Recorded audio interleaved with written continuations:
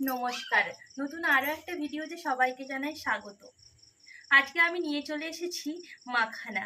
মাখানার কতটা পুষ্টিগুণ আপনারা তো সবাই জানেন। আজকে আমি বানাবো মাখানা। মাখানাটাকে আমি ভাজবো প্রথমে। এই হচ্ছে মাখানা। কড়াইতে দিয়ে দিচ্ছি সাদা তেল। আপনারা চাইলে ঘি বা বাটার দিয়েও এটি ভাজতে পারেন। এবার আমি তেলের মধ্যে ছেড়ে দিচ্ছি মাখানাটাকে।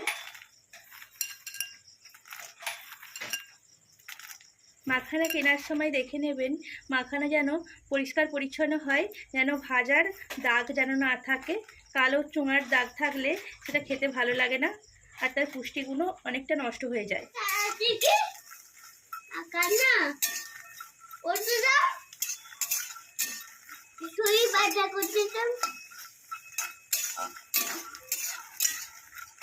তো বিকালবেলা স্ন্যাক্স হিসেবেও খাওয়া যেতে পারে। এটা ওটা ভাজা পোড়া না খেয়ে ও জাঙ্ক ফুড না খেয়ে যদি মাখানা খাওয়া যায় অনেক বেশি স্বাস্থ্যকর হয়।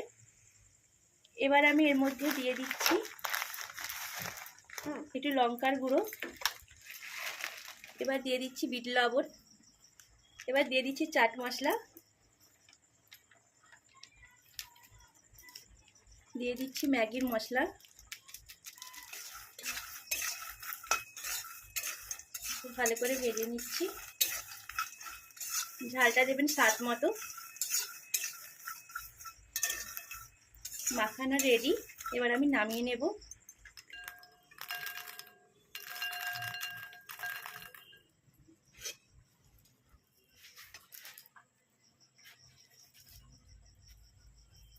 মাখানাটাকে ভাজলে পরে এইরকম গুঁড়ো হয়ে যায়।